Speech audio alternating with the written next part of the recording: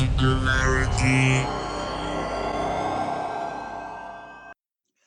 My name is Nicola, and you're watching Singularity FM, the place where we interview the future. If you guys enjoyed this podcast, you can show your support by either writing a brief review on iTunes or by simply making a donation. Today, my guest on the show is Professor Joscha Bach. Joscha is a cognitive scientist at the Harvard Program for Evolutionary Dynamics, as well as the MIT Media Lab. So, welcome to Singularity FM, Joscha. Hi. First of all, I'm not a professor, though. And I've been working at the MIT Media Lab until 3 years ago. And since then, I'm at Harvard, but I'm not affiliated at both at this time. Oh, so what exactly is your position then? I'm a research scientist. The research scientist is a person that works in the abyss between postdoc and tenure. Wow, but you are a PhD. I am. And what was your PhD in then? In cognitive science. I went into academia to understand how the mind works, and so studied a number of subjects and did degrees in computer science and philosophy, and felt that AI is my best bet of making headway in understanding who we are. Fantastic. So you're, as you said, in the zero gravity sort of space between postdoc and professorship, academia? Yeah, it's actually a quite happy place. It's one that allows me to do what I want. I don't have to do superfluous management. I don't have to sit in many committees or anything.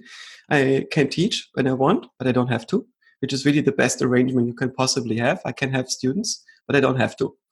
And so this is kind of amazing.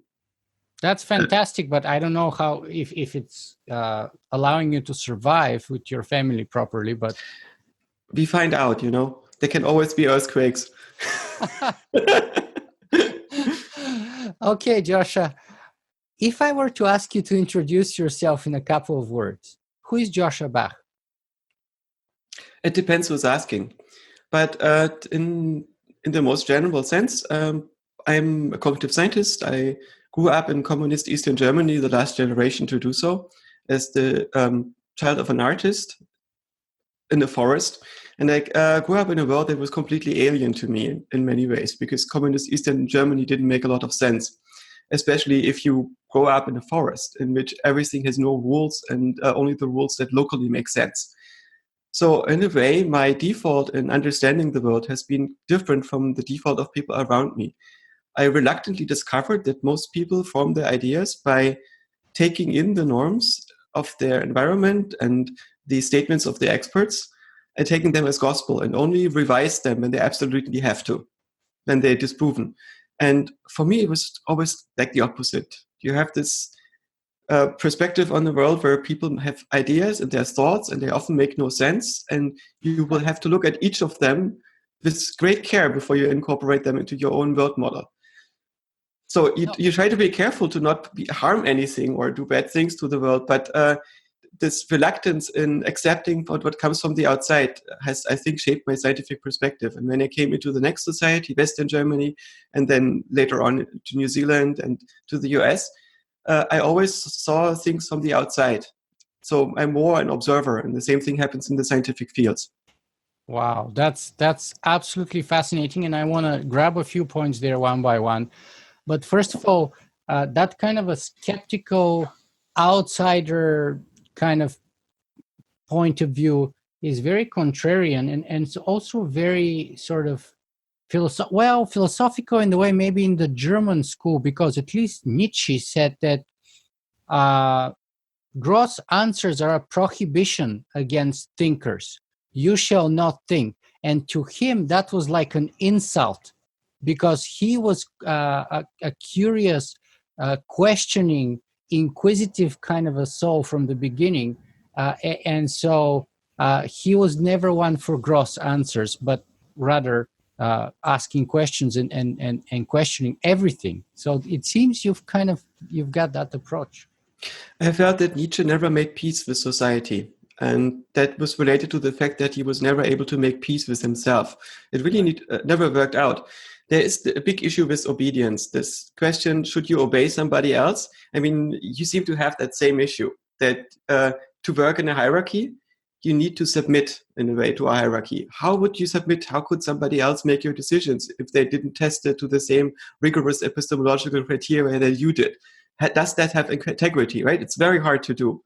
But from a different perspective, if you want to do the right thing, then doing the right thing might require that you ask the person that is more likely to make the right decisions, because they're an expert for a local area of making the right things. Like a leader is a person that specializes in doing the right thing.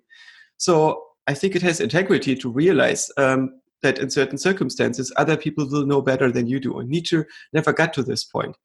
And of course, philosophy is slightly different, because in philosophy, you have to fix your foundations, and arguably in Western philosophy, very few people did. Right? Yeah. So our null hypothesis still seems to be supernatural beings and dualism and so on. And that's one of the reasons why most people in the Western world find AI so ridiculous and unlikely. It's not because people don't see that we are biological computers and that the universe is probably mechanical, and the theory that everything is mechanical gives extremely good predictions. It's because deep down they still have this null hypothesis that the universe is somehow supernatural and we are the most supernatural thing in it. And science is only reluctantly pushing back against this null hypothesis. And since it has not completely obliterated the null hypothesis in this single area, the consciousness in the mind, we are reluctant in accepting the certainty, this reasonable certainty that we are machines. But this is the main reason why we hesitate so much, I think. So are we machines then? Are we, as some people have said, that organisms are algorithms? There are a number of definitions on this, but if you think of an algorithm as a set of rules that can be probabilistic or deterministic, and that make it possible to switch between states, and usually we do this in a more narrow sense, where we say that the algorithm is being used to change representational states in order to compute a function, right? Then I would say that organisms have algorithms in this narrower sense. Mm-hmm. But I would say that in the wider sense, they're definitely machines. A machine is a system that can change state in non-random ways, and also revisit earlier states, which means to stay in a particular state space. Mm-hmm. Otherwise, this would not be a system. A system is something that we can describe by drawing a fence around its state space and saying, as long as it's in there, this is the system. Right? So we have an evolution of the system that is somewhat constrained. Now we are jumping headfirst into terminology. Want to go there? We would go there, but let me just roll back the tape of time, because I want to follow your narrative, your personal narrative from where it began, then mm-hmm. connect it to where you are today, and then hopefully try and look into the world and into the future with your eyes and with your experience and from your point of view. So tell me, you said you grew up in the forest? Mm-hmm. Whereabouts? In Thuringia, near Weimar and Jena. It's an area of German Romanticism, which had a pretty big influence on how I grew up. It's a very particular shape of the soul that has been characterized by the Enlightenment, which in a way pushed back against the religious mind virus that had controlled the world until then, and replaced it with machinery. This rationalist machinery that eventually made modernist societies possible. And this was a very big upheaval. You can still see the echo of this in our modern myths like Lord of the Rings and Star Wars. You have this pastoral world which defends itself against the encroaching technological empire that is going to eat our souls, even though it's going to win. And so, but did you grow up on a farm or something? No, my parents were artists. They were originally architects.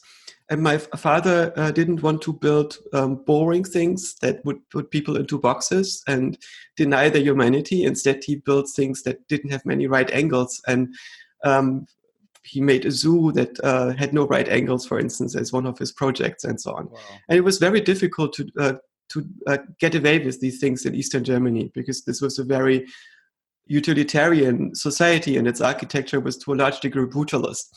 Yeah. So he rejected this and he decided to remove himself from society and make his own kingdom in the forest. So he bought an old watermill and changed it into a sculpture garden and lived exactly the life he wanted and got away with it. Wow, that's absolutely phenomenal. I like you, grew up in the Eastern Bloc, only I grew up in Bulgaria, in communist Bulgaria, for the first, 13, 14 years of my life. So I can associate with a lot of your experience. But it's very interesting how you grew up in Germany, as you put it, in the forest, in a very artistic family, and yet you became a scientist. So is there any tension there, or is it a continuation of sort of, or did it give you any kind of different, unique point of view or approach to science, or is that basically a false dichotomy? There is a big similarity. I find that most people serve practical needs. They have an understanding of the difference between meaning and relevance. And at some level, my mind is more interested in meaning than in relevance. That is similar to the mind of an artist. The arts are not life. They're not serving life. The arts are the cuckoo child of life. Because the meaning of life, they are the cuckoo child of life. The meaning of life is to eat. You know, life is evolution. And evolution is about eating. It's pretty gross if you think about it, right? Evolution is about getting eaten by monsters. Don't go into the desert and perish there because it's going to be a waste. If you're lucky, the monsters that eat you are your own children. And eventually the search for evolution will, if evolution reaches its global optimum, it will be the perfect devourer. The thing that is able to digest anything and turn it into structure to sustain and perpetuate itself for as long as the local puddle of negentropy is available. And in a way, we are yeast. Everything we do, all the complexity that we create, all the structures we build is to erect some surfaces on which to outcompete other kinds of yeast. And if you realize this, you can try to get behind this. And I think the solution to this is fascism, right? Fascism is a mode of organization of society in which the individual is a cell and a superorganism, and the value of the individual is exactly the contribution to the superorganism. And when the contribution is negative, then the superorganism kills it in order to be fitter in the competition against other superorganisms. And it's totally brutal. And I don't like fascism because it was going to kill a lot of minds I like. And the arts is slightly different. It's a mutation that is arguably not completely adaptive. It's one where people fall in love with the loss function, where you think that your mental representation is the intrinsically important thing, where you try to capture a conscious state for its own sake, because you think that matters. A true artist, in my view, is somebody who captures conscious states, and that's the only reason why they eat. So you eat to make art. And a normal person makes art to eat. And it's these are, of course, the ends of a spectrum, and the truth is often somewhere in the middle. But in a way, there is this fundamental distinction. And there are, in some sense, the true scientists which try to figure out something about the universe. They try to reflect it. And it's an artistic process in a way. It's an attempt to be a reflection to this universe. You see, there's this amazing, vast darkness, which is the universe. There's all this iteration of patterns, but mostly there's nothing interesting happening in these patterns. It's a giant fractal, and most of it is just boring. And in a brief moment in the evolution of the universe, there are planetary surfaces and negentropy gradients that allow for the creation of structure. And then there are some brief flashes of consciousness in all this vast darkness. And these brief flashes of consciousness can reflect the universe and maybe even figure out what it is. It's the only chance that we have. Right? This is amazing. And why not do this? I mean, life is short. This is the thing that we can do. And that's why you, going back to your previous point about your current position being sort of between postdoc and academia, that position actually fits you very well because you're not forced to do science in order to eat, but actually you can afford to eat as much as you can do your science. Is that the case? I have a similar problem as you, I think. It's very difficult for me to get myself to do something for which I'm not intrinsically motivated for. So, absolutely, yeah, you got that right completely. If I work in a job that is intellectually interesting but doesn't appear meaningful to me, I will probably lose interest after 4 months. Yeah. And I have to do something where I think this needs to be done. This is worth spending some of my short life on. Right. I didn't even last 4 months. After my undergraduate, before my master's degree, I worked as an investment administrator in a company, and I lasted 6 weeks, where I was balancing portfolios and doing stock trades and things like that. I lasted about 5.5, 6 weeks, and then it's a debate whether I resigned or I got fired first. But either way, I was not surviving there, or staying there anyway. Yeah. There is a tension. I want to be useful to society and I want to ease suffering and so on. I do care about people. And it's just that I have the impression that the systems that we live in are often not sustainable. They're largely doomed. Right? It's a very weird situation that we find ourselves in. If you take a step back, all the important tipping points for climate change have been in the last century, as people said in the last century, right? But the fact that we knew about this, that global warming is basically known to our corporations, to our companies since the 60s and 70s, and to our governments, I think, to about the same time, that our inability to deal with this probably means that there was too little agency in the system to do anything about it. And we probably locked ourselves into this trajectory with the Industrial Revolution. Mm-hmm. At this point, it was no longer for us to stop the machines that we built. Well, we are kind of jumping forward, and I want to sort of slow the ball down a little bit, if I may. Don't worry, you're not going to get bored. We can keep that pace. You just can turn around and go somewhere else. Fantastic. The pace is great. It's just that I had so many considerations already in my previous points that you made that now I kind of lost the thread completely. Okay, let me see. We got the artistic and the scientific part of Joscha. So where does philosophy come about here in this equation, and how? That's a very awkward question. The problem is, in my view, that philosophy as a field of inquiry is practically dead. Misha Gromov once told me, he's a mathematician, that in his perspective, Darwin was the last philosopher. He was the last one who was in a position where he could connect some dots in a completely fresh way. And after that, there were people like Russell who were extremely good writers, but didn't do any real philosophy anymore because there was too little left. And I'm not quite sure if that is the case. There is some philosophy that needs to be done, and it's still being done, and it's largely in mathematics, in fixing the foundations. And even there, it's mostly visible. And so we have two big intellectual traditions, which is mathematics and physics. And there are some cracks in them that need to be dealt with. And this is where most of the philosophy is at. And all the other things are minor, like social organization and so on. Look very miraculous to the sociologists, but I think we can see the patterns. This is largely a defect of these fields. And philosophy as a field is a culture. Now, you get paid for emulating what a philosopher is supposed to look like, and it's very hard to get any philosophy done on the side. And the incentives are all wrong, right? It's a very fierce battle to become a philosopher, to get from postdoc to tenure in these fields. So you need to get cited. And the way you get cited as a philosopher is you identify a hot discussion. In that hot discussion, you identify a unique position, and you build your brand around that unique position. You cannot afford to give this up. So you have your Chinese room or your unique position about free will, and you're going to defend this hill. Even if this hill is basically indefensible, philosophy is not going to progress in a way that forces your buildings off that hill. You can build a mansion on an indefensible hill, and you will still have meetings in there 200 years from now. Mm-hmm. And the bad thing is all the good hills are taken, right? So this is a very bad situation for philosophers. And I think this is the reason why I cannot be a philosopher today.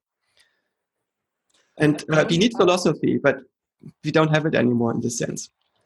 But let's define it. What is philosophy for you? Because I've interviewed a number of mathematicians and physicians, and they both argue which one is at the root of everything, whether it's mathematics, whether it's physics, and so on and so on. But both of them or all of them mostly agree that philosophy is irrelevant, or so they make that claim. And yet you say that philosophy kind of includes both mathematics and physics in a way, which I actually agree with, but tell me why, and tell me how do you define it in the first place in a way that actually it includes both of those? I think that philosophy is, in a way, the search for the global optimum of the modeling function. So it has fields that have been defined as parts of questions that lead to this modeling function, like epistemology, what can be known, what is the nature of truth, and so on. Ontology, what is the stuff that exists, right? What's going on there? Metaphysics, this is in some sense the systems in which we have to describe things. And ethics, what should we do? And at some point, we discovered epistemology. So my view, the first rule of epistemology is roughly discovered by Francis Bacon in 1620. It says that the strength of your confidence in a belief must equal the weight of the evidence in support of it. And you need to apply this recursively until basically you resolve the priors of every belief and the belief system becomes self-contained. To believe stops being a verb. There's no more relationship to identifications that you just arbitrarily set. This is just a system that is in itself contained, which means in some sense it's a mathematical system, an axiomatic system that describes a certain thing. And this leads you to the nature of mathematics. And mathematics, it turns out, is the domain of all languages. All of them, not just the natural languages. And mathematicians have been trying to fix their understanding of the languages, and they noticed what mathematics is in this regard. And Hilbert stumbled on Cantor's set theoretic experiments to deal with natural numbers, and then saw that when you go to infinity, very awkward and nasty things happen. Your axiomatic systems basically start blowing up, and the total set suddenly contains both itself and the set of all of its subsets, so it cannot have the same number of members as itself. And he asked mathematicians, please build us an interpreter for mathematics, basically something like a computer made for mathematics, any mathematics you want, that can run all of mathematics. And then Gödel and Turing came along and showed that this is not possible, that this computer is going to crash. And this left mathematics with a big shock. And in a way, mathematics is still reeling from that shock. And then Turing in church had another insight, and they figured out that all the universal computers have the same power. Right? The universal computer is a set of rules that by applying them, you can compute all the things that can be computed. And the set contains itself. So universal computer is computable. As long as your universal computer doesn't run out of resources, it can compute anything that you can compute. And it can also compute all the other universal computers. So the next thing that they discovered, Turing was involved again, was that our mind is probably in the class of the universal computers, not in the class of mathematical systems. So this is what Penrose doesn't know. Penrose thinks that our mind is mathematical, that it can do things that a computer cannot do. And the big hypothesis of AI, in a way, is we are in the class of systems that can approximate computable functions, and only those. And so we cannot do more than a computer, which means that all the mathematics that we've ever seen and all the mathematics that we will ever see and that will ever matter is going to be computable. And the fact that some mathematics is not computable is the problem of the language that we have been using. We need computational languages, not mathematical languages. And it turns out that the main problem is that mathematics, classical mathematics, defines functions in using infinities, which means infinitely many steps to get to the result. And these functions tend not to be computable. So if you are a computer programmer, it would never occur to you to write in your spec that it's totally fine if your routine does return the result after infinitely many steps only, right? This is not good. You want a finite set of steps and one that you know how long it is, so your customer gets a result in time, right? So in this perspective, should you define numbers in such a way that pi is a number? You cannot know the last digit of pi. Pi is a function, clearly, right? It's a function that gives you as many digits as you can afford. And in any finite universe, it's only going to give you a finite number of bits. And what about Stephen Wolfram's claim that our mathematics is only one of a sort of a very wide spectrum of possible mathematics? It depends on what you call our mathematics. I think that all mathematics are mathematics. So meta-mathematics is mathematics. It's not different from mathematics. I think that, for instance, computational mathematics, the thing that I'm practically working in when I write my code and when I think about how to realize code, is a branch of mathematics. It's called constructive mathematics. It's been discovered in mathematics a long time ago. and largely been ignored by the other mathematicians because they thought it's not powerful enough to do all the things with real numbers that they like to be doing. But all the geometry is not possible in computational mathematics. We can only approximate it. Geometry requires continuous operations, infinities. And also physics is built largely on these continuous mathematics.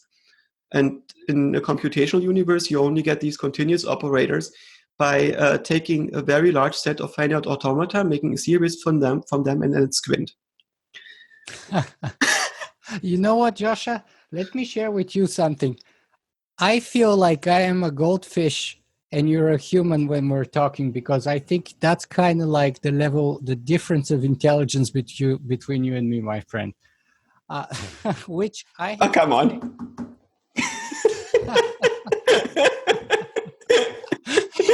Because honestly, after interviewing 230 of supposedly the smartest people in the world, I've never had this feeling before. But today, at this moment, this is how I feel, just trying to keep up with you. No, I'm sorry. This is my fault. No, it's not your fault. You are who you are, and it's my job to try to follow through and also direct a little bit of conversation in the best possible direction that I see can benefit both me as an interviewer, but even more so my audience and you. So let me just give us a little bit of a side direction here for a second and bring us back to the last issue before we jump into the meat of the matter here on AI. But and talk about philosophy and academia and practicality. Because you mentioned about how you're motivated by your own kind of desire and inherent or intrinsic motivation to learn something or to discover new things. But and perhaps academia is motivated nowadays more by the practical side of knowledge, by the side where you can create something that you can patent, that you can sell, and that you can scale up and commercialize. Whereas, where is the benefit? And I think in a way that the usefulness of philosophy was its uselessness in some ways, if you will. Just like art, in a way, is something that cannot be used for anything else. And some people have defined art as Oscar Wilde, for example, as something that's not immediately useful. That's what art is. So is there, and there's actually a very famous paper written in the 19th century by the guy who funded the Princeton Institute for Advanced Study called The Usefulness of Useless Knowledge. I don't know if you're familiar with it, but what's your take on that? Is there, because many people would say, if you can't use any knowledge immediately, it's useless. Don't waste time acquiring it. Don't waste time classifying it, storing it. Just focus on something that's useful and practical. And to me, as a philosopher, I am always or often attracted to stuff that looks utterly useless. And maybe that's just me being not a scientist. But what's your take on that sort of tension between usefulness and uselessness in terms of knowledge? Feynman once said that physics is like sex. Sometimes something useful comes from it, but it's not why we do it. But it's brilliant. So there is a big insight there. This is it's not that art is useless. It's just the utility of art is completely orthogonal to why you do it. So the meaning of the art is really not to help the living. We like to help the living, right? But it's so it's a very nice side effect. But what we want to do with the art is to capture what it's like. We want to capture a conscious state. That's the actual meaning of it. And in some sense, philosophy is at the root of all this. I think it's reflected in a way in one of the founding myths of our civilization, the Tower of Babel. This is the attempt to build this cathedral. And it's not a material building because it's meant to reach the heavens, right? Which are not real. They're not in this world. It's a metaphysical building that is being built. It's this giant machine that is meant to understand reality. And you get to this machine, this truth God, this thing that tries to understand what's going on by using people that work like ants and contribute to this. And it's not about your ego. It's not about the gratification that you get from people for contributing to it. It's not for this thing that doesn't care about you. It doesn't give meaning to your life. It doesn't reward you for your insecurities and the toil of your existence, right? It's really just a machine. It's a computer. And as we would say now, it's an AI. It's a system that is able to make sense of the world. And people at some point had to give up on this. It fell apart because they were no longer able to speak the same language. So the different parts stopped fitting together. It just became so large, and so many people had to work in specialized direction that they could no longer synchronize their languages. And that's why they gave up on it. And then this big accident happened in the Roman Empire, where they could not fix the incentives for governance in similar ways as we fail here. Right? Our government has to play a much shorter game than civilization does, and this leads to bad results for civilization. And the Romans decided to fix this by turning their society into a cult and burned down our epistemology and killed people that were overtly rational and insisted that people talking to burning bushes on lonely mountains don't have a case in determining the origin of the universe. So, right, this one had to give, and the cultist won, and we still have to recover from that. So in a way, the beginnings of the cathedral of understanding the universe that had been built by the Greeks and by the Romans had been burned down by the Catholics and then later rebuilt, but mostly in the likeness because they didn't get the foundations right.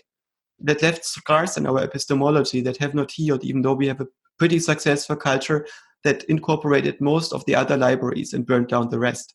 Right? So we are the ones that are left over on this planet in a way. We, in our libraries, we can read everything that there is to read at the moment. We just often cannot translate it. And do you think that our civilization is currently perhaps suffering from that same Babylonian problem of difference in language, and perhaps even has impact on resolving global problems like global warming that you mentioned, for example, right? Because all those people, business people, politicians, scientists, etc., speak in different languages, and therefore they cannot kind of coordinate or synchronize anymore, and therefore that kind of perhaps puts at risk the whole project of our civilization, just like the Babylonian Tower collapsed. Maybe now this narrow specialization and diversity of languages and the difficulty in communicating between all of those branches then put at risk the whole project of our civilization. I think that people individually are not generally intelligent. How often do you see a person that knows what they're doing? I certainly don't know what I'm doing. I have no clue what I'm doing, to be honest. See, we are relatively intelligent, but of course, this intelligence is largely a prosthesis to cover for non-working instincts. And we figured that out by now, right? And we see that people acting on their instincts largely get good results for their life, but they don't reach a very deep understanding about the nature of existence in the process because they don't have to, right? There's very little utility for deep philosophy and practical matters. And as a result, individuals are relatively stupid. Generations are not smarter than individuals, but dumber. Because generations are made from groups that synchronize their beliefs. And the synchronization of beliefs makes it necessary that you give up agency over what you think is true. And when you do this, you accept things that you would not accept when you think about them individually. So people in Eastern Germany collectively believe things that an individual would never have thought. And same things happen here, right? So there are many conspiracy theories that people believe in here for a while that would not make sense to somebody who thinks about this. Like Putin uses an army of Twitter trolls to manipulate the fan affectations of Star Wars movies. This is a conspiracy theory that was a result of misreading a study and was then repeated by 20 news outlets until somebody bothered to read the actual study and figure out, no, this is not what the study says. And then some of the outlets picked up on this, but none of them wrote, okay, now we reconsider what we think about Putin and Star Wars. Because it's in a way totally what Putin would have done if he would have had the idea. And this may or not be it may not be true, but it means that we don't project reality as the extrapolation of facts.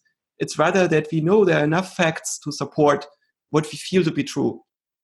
And there's utility in feeling particular kinds of truths, and these basically local cults of interpreting reality shape society, shape generations. This is what a generation is about. It's a local perspective of what things should be like. Like, we were liberal generations, the millennials are largely authoritarian generations, and we look at them and it feels wrong to us, and they look at us and it feels wrong to them, right? And it's neither of them is true. It's probably a set of biases that are the result of a local indoctrination. But there is something that's smarter than the generation. This is the culture itself. So if you zoom out a little bit, you see that generations and societies are generated by cultures, and cultures are built over a long time. And there are many things that are embodied in a culture, for instance, in the culture of how to build science, that would be very hard to derive for a single generation or to improve for a single generation, because we don't locally understand all the things that went into it. So in a way, civilizations are smarter than us. There is something like a civilizational hive mind, a civilizational intellect that we, as members of our polis who are somewhat educated, can never fully comprehend. Right? We can, once we figure out that it's there is something like a civilizational intellect. We can try to look into the abyss and see its rough shape, but it's difficult to figure it out. And then we realize, oh, there's a long tradition, there's multiple traditions that build on it and contribute to it. And that thing, in a way, is what we are going to achieve when we build AI, in the sense that we can incorporate the sum of all knowledge in a system of relations that make sense of it all. But what if civilizations self-destroy themselves then? What does that sort of knowledge or intelligence then say about the fitness function of that particular civilization, and in general even? So before we had an industrial civilization, we never got above 400 million individuals on the planet because we could not feed more. And only this switch to our industrial civilization made it possible to have billions of people, which also means many hundreds of millions of scientists and philosophers and thinkers and the internet and so on. It's amazing what we did. We took basically 100 years worth of trees that were turning into coal in the ground because nature had not evolved microorganisms yet that could eat the trees in time. And we burned through this deposit of energy in 100 years to give plumbing to everybody. And part of that plumbing includes access to a global porn repository that is an afterthought, has the sum of all your knowledge and largely uncensored chat rooms in which you can talk about it. Right? This is the internet. And this is an amazing machine. And we have it right now. And only in this moment in time we have it. Before it didn't exist. So you could take a particular perspective. Let's say there is a universe that is sane, where everything is good. You have this nice planet with pretty decent living conditions and pretty stable climate, and you have a very smart, sustainable civilization on it, and you get the chance to be incarnated in it. It's an agricultural civilization with 300 million people, doesn't have airplanes, doesn't have internet, doesn't have computers, because to get there, it would have needed to build an industrial civilization that obliterated most of the good things that make it sustainable, right? But it is stable, and people are figured out how to be nice to each other, and it's pretty good. And then there's another universe which is completely insane and fucked up. And in this universe, humanity has just doomed its planet to have a couple hundred really, really good years. And you get your lifetime close to the end of the party, this incarnation. Which incarnation do you choose? Oh my God, aren't we lucky? So you're saying we're in the second, in the. Of course we are. It's fucking obvious, right? So what's that say about our future then? And what's the timeline before the party is over? We cannot know this, but we can see the sunset coming up, right? It's pretty obvious. And it's people argue about this. They're largely in denial. But it's like you are in this Titanic, and there's this pretty big iceberg, and it's very unfortunate, and people bitch about it. But what they forget is that without the Titanic, we wouldn't be here. We would not be talking right now. We would not exist. We wouldn't have internet. So tell me this, you have this kind of very Buddhist, if I may call it, attitude to the sort of ephemeral, sort of short span of our civilization, and sort of and a high appreciation about us joining the peak of the party, if you will. And yet you're kind of seeing the sunset kind of in the future, but that's not giving you any sort of negative or pessimistic or depressive inclination, it seems.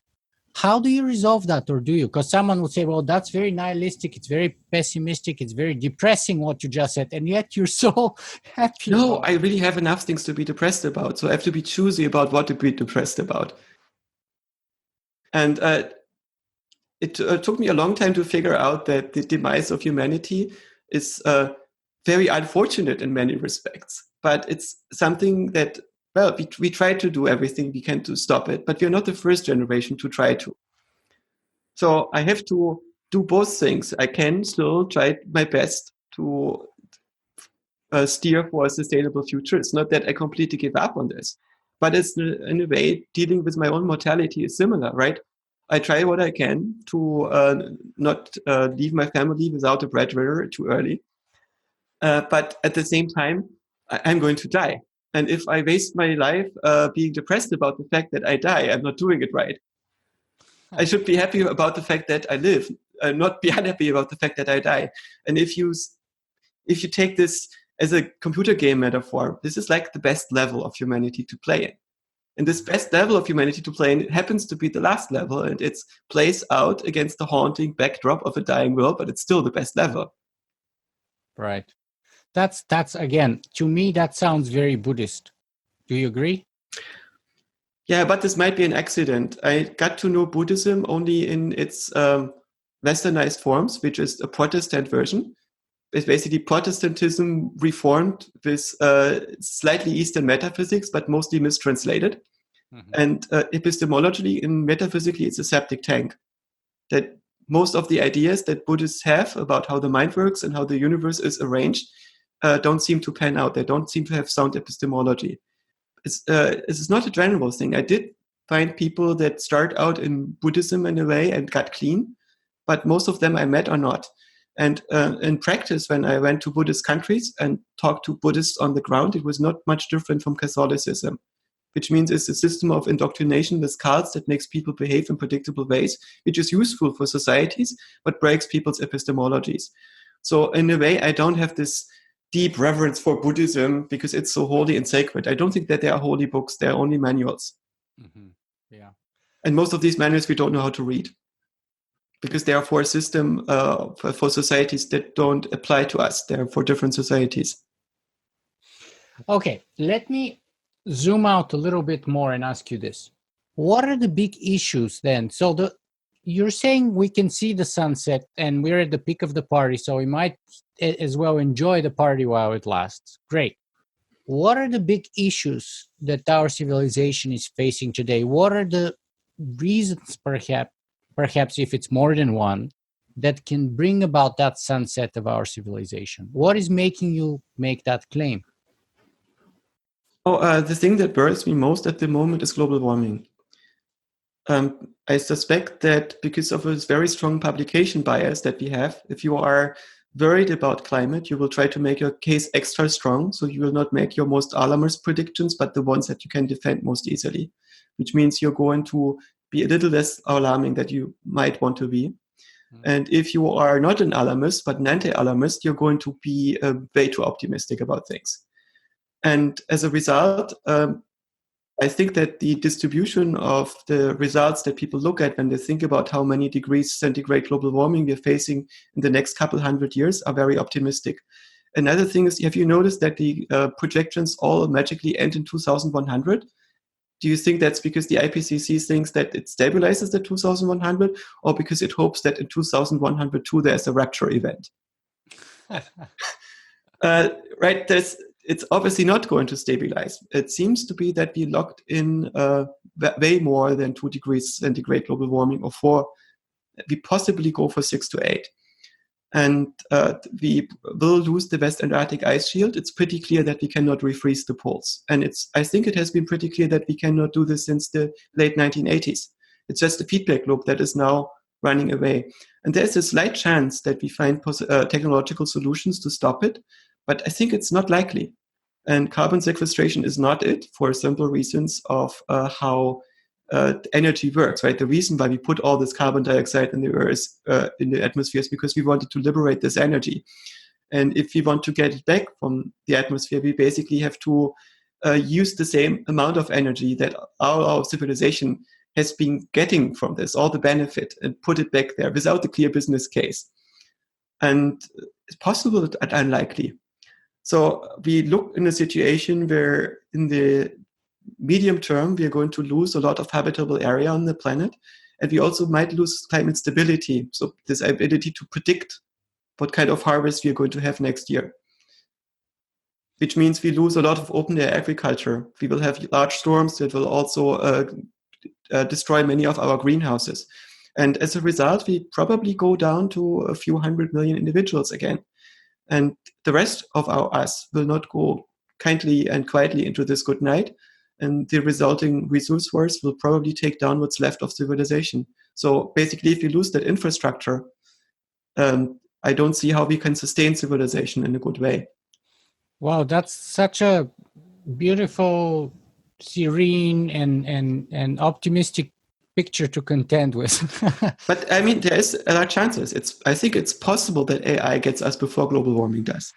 Right. So let me ask you this, because you are an AI scientist, and yet you're telling me you're most worried about global warming, and yet people who are not AI scientists, like Elon Musk, like Nick Bostrom, like even the late Dr. Stephen Hawking, are saying that the greatest existential risk that we should be worried about is AI. What do you feel about that in the first place, and what do you make of it? There are many existential risks. So if you zoom out long enough, it's completely certain that the end of a sun that we can persist on is an existential risk. Another thing is that losing the atmosphere in 1.5 billion years from now is an existential risk that we probably cannot deal with, because that looks unlikely that we can build sustainable civilizations outside of this gravity well. Before that, there's going to be a number of supervolcano eruptions and meteors that are going to get us, which means it's pretty certain that the days of humanity are numbered, right? We are mortal as a civilization. What if we spread throughout other planets? It's unlikely that we can make that happen. At the moment, we're not able to build cities on the bottom of the ocean. And Mars is way less habitable than that. It doesn't even have an atmosphere. And you can terraform it. Maybe, but not with today's technology. Well, sure.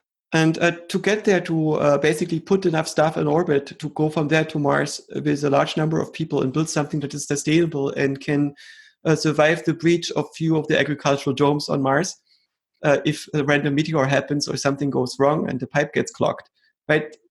That is very hard to do. And, we cannot even fix global warming. We cannot even build a mile of a new subway in New York anymore. We lost the ability to make a toaster that gets more than 4 stars on Amazon somewhere after 1960. In many ways, our technological civilization is stagnating. And it's because of regulation deficits. But we haven't figured this out. And the biggest issue is probably good governance. We haven't really figured out good governance. AI might help with this. So in a way, the building of information processing systems that can help us to self-regulate could be one of the big chances that we have. Without AI, we are dead for certain, I think. With AI, there's a probability that we are dead. So you're disagreeing, in some sense at least, that maybe not AI is our greatest danger, but perhaps our only hope for saving ourselves then. But you and me will probably die. We cannot be saved, right? Everybody who lives will probably die. And it's because entropy will always get you in the end. And our civilization has leveraged itself very far over an entropic abyss, and there is no land on the other side. So you're going to crash down into this abyss at some point, and probably sooner than later. With near-term AI, I'm mostly not worried about AI built into automatic guns, right? If you have drones that are controlled by AI, they're going to kill a few million people more than they would be killed otherwise with conventional weapons. Conventional weapons not driven by AI, because it was going to reduce the cost of war, and it makes some conflicts more likely. But what really worries me is AI in the stock market. If you use AI to automate attacks on the financial system, which is the reward infrastructure of this global organism that our civilization is, this is going to kill billions. especially if the AI is autonomous. So if the AI is going to...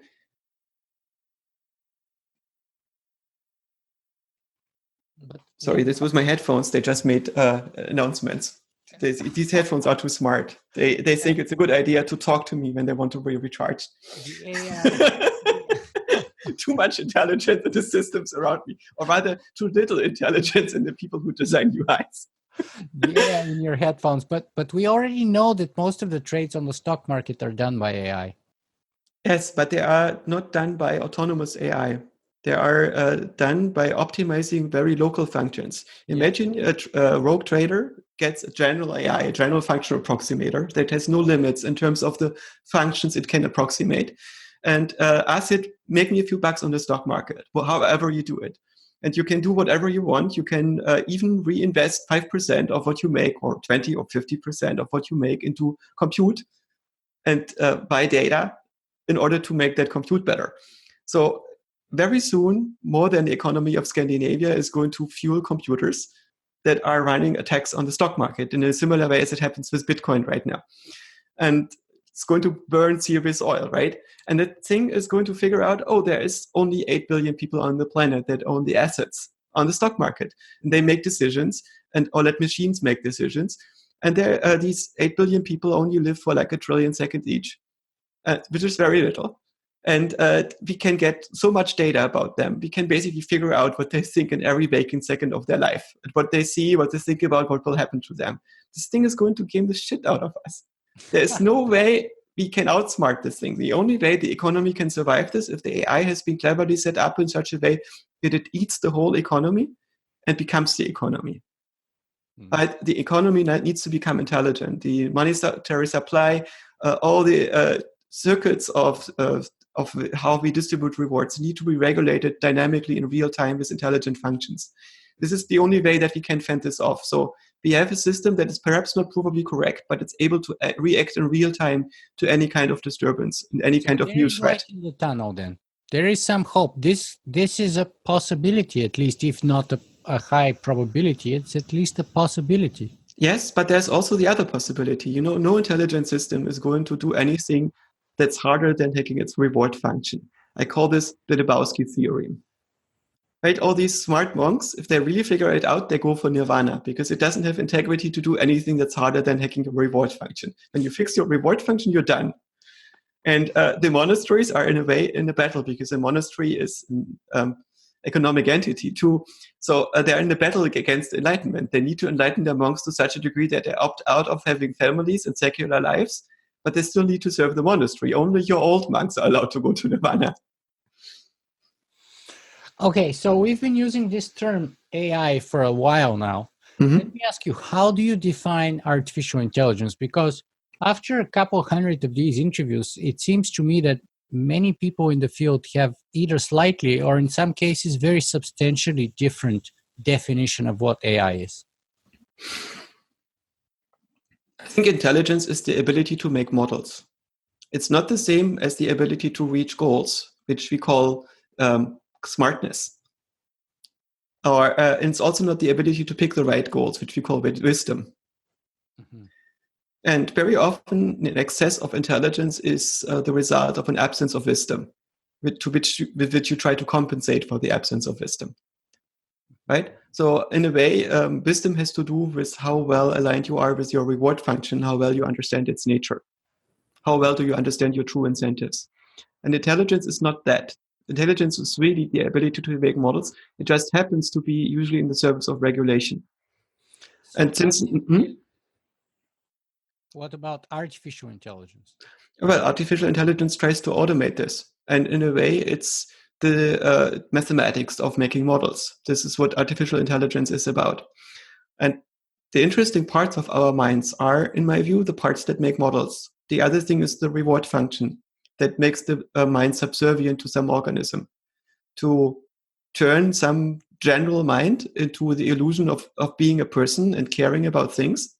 The organism needs to take a perfectly fine computational process and corrupt it with the illusion of meaning. Right? So you have this reward function that needs to be protected against the axis of the mind that would want to know, why am I doing this here?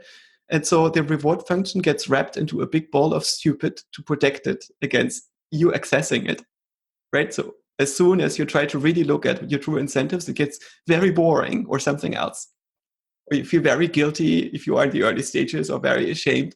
And only when you go all the way and you just are able to look at these things, you can dissolve being a mind and you wake up. And it's not necessarily a good thing if you wake up. It's just, this liberation doesn't give you a direction.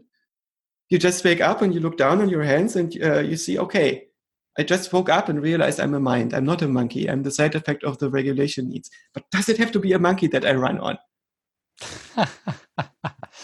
But then isn't that consciousness actually, or is that the illusion of consciousness, as Daniel Dennett puts it? No, it's slightly different. I think consciousness is largely misunderstood. Consciousness is an artifact of a particular kind of learning algorithm. You want to go there? Well, do we have to? I mean, yes. Do you need? We have to. We have to explain consciousness now. Yeah, I think so, because I mean, and of course, there's that whole debate whether we even need consciousness for AI or AGI. Yes. At all. But presumably, if we presume that we need, then we need to explain it, because you can't create or model something that you can't even define. Yes. So intelligence is the ability to make models, right? What is a model? A model is something that explains information. Information is discernible differences at your systemic interface. And the meaning of information is the relationships you discover to changes in other information. If you have a blip on your retina, the meaning of that blip is the relationship you discover to other blips on your retina. At the same moment or at different moments in time. The relationships you discover is you are looking at a three-dimensional world with people that are deformed by the laws of perspective and being shown on by photons, and these people have ideas and exchange them with other with you and so on, right? So you build this giant operator that predicts the data at your systemic interface. This is your model. And this model has three parameters in it. Parameters like sounds and colors and people and so on. They're not features of the physical universe out there, which is some kind of weird quantum graph that has the ability to produce patterns. The structure that we find in the patterns, these are these geometric functions that describe how objects move in space and what they sound like and what they look like. And a model is a set of parameters, which a parameter is a set of possible discrete values, and the relationships between the parameters. And the relationships are computational relationships which tell you if this parameter and this parameter have these values, then that parameter should have that value. So for instance, you figure out that a way to describe a face that you're looking at is you see the structure of the face, you see the nose and so on. And if you see both the nose and the face, they need to have the same pose, the same alignment in space, if they're connected, right? So your nose representation is going to send, via its computational relationship, information about its position in space to the face. And the face is going to send information about its position to the nose, and they need to agree. And if they don't, you have an inconsistency, an incoherence in your model. And our perception goes for coherence. It tries to find one operator that is completely coherent. When it does this, it's done. This is the way we optimize. So we try to find one stable pattern that explains as much as possible of what we can see and hear and so on, and smell and think. And attention is what we use to repair this. So whenever we have some local inconsistency where the nose is pointing in some other direction than the face, this calls attention to itself. And attention is a particular kind of mechanism in the brain that gets pulled to these areas, these hotspots where things are fluctuating and don't get resolved, and then tries to find a solution. And it might find out, oh, some noses are crooked. Oh, this is not a face, or it's a caricature. So you extend your models, and these extensions of the models make it possible to encapsulate this part of the operator that is currently of the sensory data in such a way that it's harmonious again, that it makes sense again, right? Once you do this, you're done, and you can put your attention on something else. This attentional learning cannot work like the layered stochastic gradient descent over neural networks, partially because our brain is not differentiable, also because it's a very inefficient algorithm. And the algorithm that our brain is using in these cases is that we store the local binding state. For instance, you play tennis. You want to get better at tennis. So what do? You cannot basically pipe a loss function through all of your brain in order to get better at tennis. It would be very inefficient. You need to touch too many neurons. What you do instead is you make a commitment. You say, I want to get better at this particular thing. I want to improve my backhand. So I will make this stroke slightly more like this. And I expect the following result. And I remember what this means. So I store this binding state that allows me to have that configuration in my brain to perform that stroke. This part of I store as an indexed memory. And conscious attention in this sense is the ability to make indexed memories that I can later recall. I also store the expected result and the triggering condition. When do I expect the result to be visible? So a few minutes or seconds later or hours later, I have feedback about whether this was a good decision. I won or lost the match. And then I recall my decision that I made early on. I recall that binding state. I reinstate part of my brain state back then and remember the situation that I was in. I compare the result that I expected with the result I got. And as a result, I can undo the decision that I made back then, this change in the model, or I can reinforce it. And this is, I think, the primary mode of learning that we use beyond just associative learning. So this attention consciousness, the key differentiator in the process of learning then?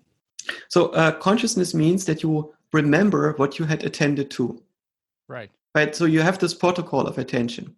And the memory of the binding state itself, the memory of being in that binding state, where you have this global oscillation that combines as many perceptual features as possible into a single function. The memory of that is phenomenal experience. The act of recalling this from the protocol, this is access consciousness. And you need to train this attentional system itself. How do you train the attentional system so it knows where you store your backhand in your cognitive architecture? That is something that needs to be trained by the attentional system as well. So you have recursive access to the attentional protocol. You remember when you made this recall, when you access this protocol, what results you got from this. You don't do this all the time, only when you want to train this. And this is reflexive consciousness. That's the memory of the access. Right? So then there's another thing, the self. The self is a model of what it would be like to be a person. It so happens that the brain is not a person. The brain cannot feel anything. It's a physical system. Neurons cannot feel anything. They're just little molecular machines with a Turing machine inside of them. They cannot make themselves feel anything. They cannot even approximate arbitrary functions except via evolution, which takes a very long time. So what do we do? If you are a brain that figures out it would be very useful to know what it's like to be a person, it makes one. It makes a simulation of a person, a simulacrum, to be more clear. Simulation basically is isomorphic in all its in the behavior of a person, and that thing is pretending to be a person. It's a story about a person. Basically, you and me, we are persons, we are selves. We are stories in a movie that the brain is creating. We are characters in that movie. And the movie is a complete simulation. It's a VR that is generated in the neocortex, and you and me, the self, is the character in this VR. And in that character, the brain writes our experiences. So we feel what it's like to be exposed to the reward function. We feel what it's like to be in our universe. And we don't feel that we are not actually conscious. We don't feel that we are a story, but because that is not very useful knowledge to have. Some people figure it out and they depersonalize. They start identifying with the mind itself or lose all identification. And that doesn't seem to be a useful condition. So normally our brain will be set up in such a way that the self thinks it's real and gets access to the language center, and we can talk to each other, and here we are. And the self is the thing that thinks that it remembers the contents of its attention. This is why we are conscious. And some people think that a simulation cannot be conscious, only a physical system can, and they got it completely backwards. A physical system cannot be conscious, only a simulation can be conscious. Consciousness is a simulated property of a simulated self. So in a way, Daniel Dennett is correct and still keeping with what you said. Yes, but the problem with philosophers like him is, and admire him, he's very smart, very well read, works very hard. The things that he says are not wrong, but they are also not non-obvious. So what's the value of them then? Is that it's very valuable because there are no good or bad ideas in this intellectual sense. An idea is good if you can comprehend it and it elevates you. It elevates your current understanding. So in a way, ideas come in tiers. And the value of an idea for the audience is if it's a half tier above the audience. But, you and me, we have this illusion that we find objectively good ideas. That's what we struggle for, because we work at the edge of our own understanding. But it means that we cannot really appreciate ideas that are a couple tiers above our own ideas. One tier is a new audience. 2 tiers means we don't understand the relevance of these ideas because we have not had the ideas that we need to appreciate the new ideas. Right? Yeah, I think your ideas are at just about the edge of my personal capabilities. But it says a lot about us, but it doesn't say very much about how these ideas are good. An idea appears to be great to us when we stand exactly in its foothills and can look at it. It doesn't look great anymore when we stand on the peak of another idea and look down and realize this previous idea was just the foothills to that idea. And I don't see that it obviously ends anytime soon. Yeah, it's a journey. And by the way, that's what, in my opinion, good philosophy in academia should be about generating ideas, as many and as diverse of them as possible, rather than generating products, generating patents, and generating commercialized solutions that can sort of increase the endowment fund of the university or something like that. Yeah. And my problem with current academia is that, and one of the reasons why I decided not to pursue that career for me, I would have not survived there, is precisely that reason, that there's this kind of treadmill, hamster wheel pursuit of patentable, practical, commercial knowledge, economic growth that it's motivated by, whereas I'm always more inspired by stuff that's sort of a lot more in the realm of ideas and perhaps useless or impractical, at least at this junction. But I just can't help it. There is a very weird thing about the nature of understanding that we have. I think that most of us never learn what it really means to understand, and largely because our teachers don't. There are 2 types of learning. One is you generalize over past examples. We call that stereotyping when we're in a bad mood, but it's what it is, right? And the other one is others tell us how to generalize, and this is indoctrination. And the problem with indoctrination is that it might break the chain of trust. If somebody in the chain of trust takes something on authority, which means they don't check the epistemology of the people that came before them, that is in a way a big difficulty, right? And the new thing about our civilization is not that there are so many unbroken chains of trust now, but because of the vast number of people that are in this business, some of them actually have intact chains. And you can try to figure out what these are, and you can try to figure out that the difficulties that they run in. But to do this, you have to study these things in more detail. And most of our people that do this are not scientists, they're scholars. And the difference between a scientist and a scholar is that the scientist looks for truth, and the scholar looks for the consensus of opinion of a field at a given time. And we train, unfortunately, most of our scientists as scholars and few of our scholars as scientists. Right, this consensus opinion thing is an important thing, but when we look at the field, the consensus opinion tends to be different in 10 years from now, which means it's false. At any given moment in time, it's false. Yet at the same time, there are individual scientists which may or may not be in the consensus, and they have ideas that stand the test of time because they're provably correct. And so we have this very weird relationship to truth. The things that are true are not just in the realm of the proven. The proven things are true, right? If nobody made a mistake in the foundations of the proven things.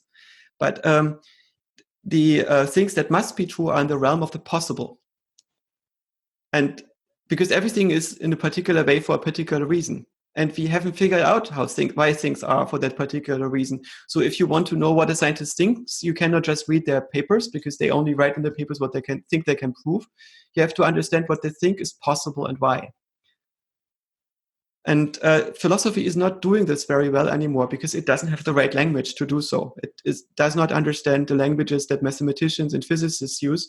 And philosophers largely don't know what it means to understand physics. So, for instance, a very simple thing like a radio. I have learned in school, for some definition of learning, how a radio works, which means I got a very convincing story. Mm-hmm. But this story tells me as a very good narrative of why these electrical circuits are able to do what they do. And the people that invented the radio were just the first people that randomly happened upon this amazing story. But then you think about it, wait a moment, how unlikely is this? This story has so many elements in it that sound to be like conjecture. How do you wake up in the morning with everything you know about physics and you think, oh, let's take an inductance and a capacitor and a few wires and a rod that can act as an antenna and combine them together, and suddenly we have radio. Why would that work?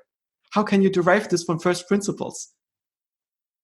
And in a way, to understand, it means to know what it takes to reach this understanding, why you would make this conclusion. But you need to be able to retrace the steps, all of them. You need to be able to understand what went into this understanding. And can we ever do that? Yes, of course. But our individual minds are so limited. So, for instance, I look at Stephen Wolfram's work, and from the outside, it's very easy to like this and to dismiss that. But when I truly look at it, I realize right now in my life, at 44 years old, I'm roughly at this stage where I would understand why I would want to build Mathematica and do it exactly in the way he did and what I would do in the next 5 years while doing it. And he was there in his very early 20s. Right? So he got there at half my age. He's way smarter than me. I know a few things that he didn't know at this time, and some of them because these are his contributions, right?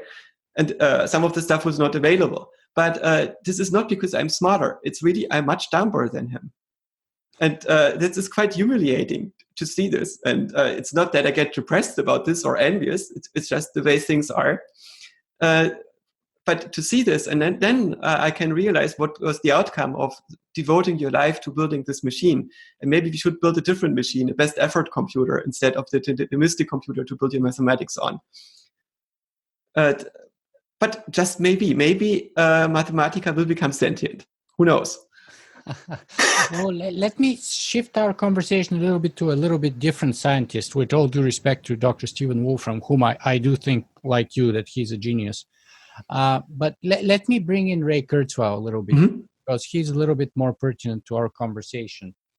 I don't know if you qualify Ray as a scholar or as a scientist or as a philosopher or an inventor or what, but he has made certain projections and predictions, and he has sort of not been ashamed or afraid to popularize them. Both with respect to AI and also with respect to the future timeline thereof. What's your take on sort of AI's, Ray Kurzweil's body of work, and especially his idea of the technological singularity?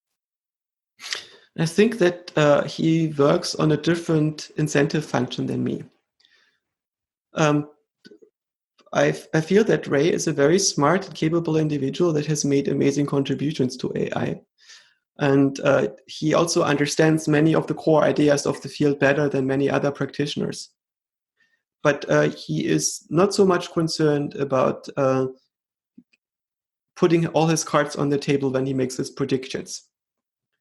There are reasons to make predictions when certain things are going to happen for marketing reasons.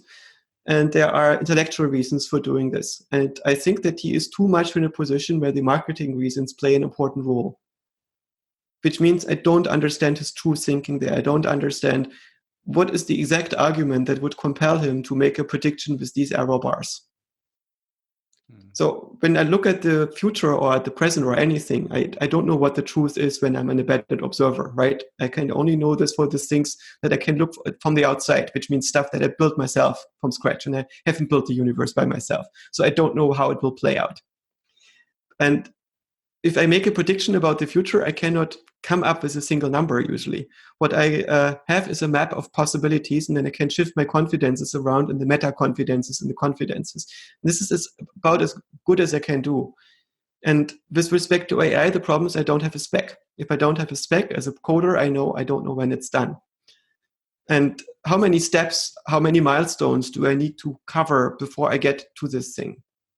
I have an idea that minds are modeling machines. I have some ideas of what we are currently doing wrong in our modeling. Like our models have way too many free parameters right now. You want to have a model where ideally every possible state of the model corresponds to one possible world state. Our neural networks have many magnitudes more possible model states than world states, which gives you rise to these adversarial examples and all other sorts of things. Our models are much tighter. The model that our mind has means at every moment you try to understand the whole of reality. Right? Everything you see when somebody shows you a bitmap, you don't try to understand this bitmap in isolation by throwing it against your model of ImageNet that you generated in your mind after looking at many bitmaps. Instead you think somebody is holding up a picture with a bitmap on it, and that bitmap has been printed by a machine based on information taken by a camera, which is another machine which was pointed at the window of the universe at a different point in time and space. Right? This is what you know. It's how you make sense of this thing. And it's a much more complicated operator that you have than our AIs currently have and our self-driving cars have. Once our cars have this situational awareness, there's no way they will not outcompete people in all regards. But until they have this, there will be many situations where people can make inferences that our machines cannot. So we can all see these things, and Ray can see some of them. But Ray doesn't give us a trajectory to get to these machines. And if I talk to the people in his team, they're as smart as they come. They're really good. They're very well educated. But I don't think that they see all the things that need to be done. And it's not because I see more of them, but because there are so many things that you would need to incorporate. I just don't see the milestones. I don't see this project. And it might also be that I do not completely see everything that his team is doing in secret. So in a way, you're saying that it's a harder task, it's a harder job, and the timeline would be longer than his 2045 or 20. No, it could also be shorter. We don't know this. So there are some people which they're missing so many things. Steve Russell, for instance, suggests that the last time that somebody said something is not possible to somebody having the interesting idea, that was Big Stephen Rutherford said we don't know how to harness nuclear power, and yes. Leo Szilard had the core idea. There was like 14 hours.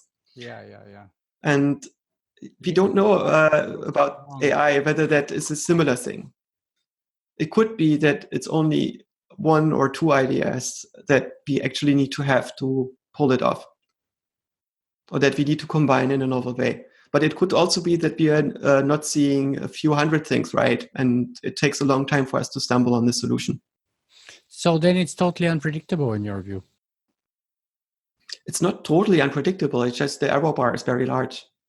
Okay. And when I listen to Ray, I don't see him basically talking about the error bars. I see him talking about a possible universe in which he can upload himself on a computer before he dies. Mm-hmm. So let me get this right. So you say you don't see that? In his discussion, I don't see that he puts error bars on his predictions and explains where the error bars comes from. Mm. What he gives us is a prediction that is compatible with himself becoming immortal. Right. Yeah, and that may be the bias. Yes. Okay, and I mean, Marvin Minsky said, as you point out in your speeches every once in a while, that it could happen anywhere from 400 to 400 years, and as you presently notice, we're still in that timeline. Yeah. So personally, my hunch is that it's not going to be that long. My hunch is that it's a lot earlier than people will think that it happens. But as long as I cannot justify my hunch, I cannot put big confidence on it. But you're confident it will happen?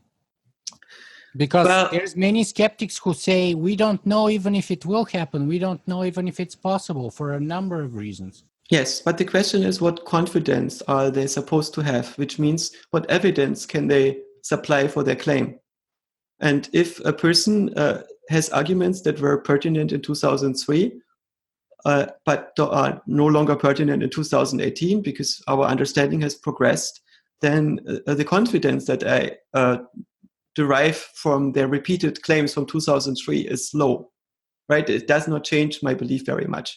A belief of a person is only worth as much as the evidence that they built it on, which means most people copy their beliefs from somebody else that they didn't look, and you can, where they got it from. So you can collapse the space of possible beliefs into the sources of beliefs, and there are very few of them.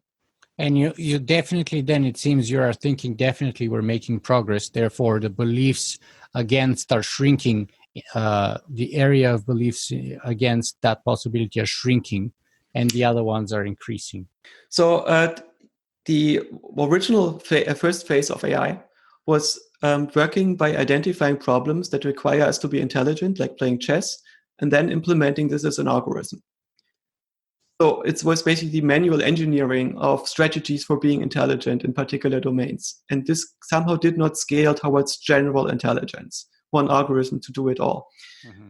And there were subparts of this, like the logicist program, the idea to come up with a language that allows you to have all possible valid thoughts.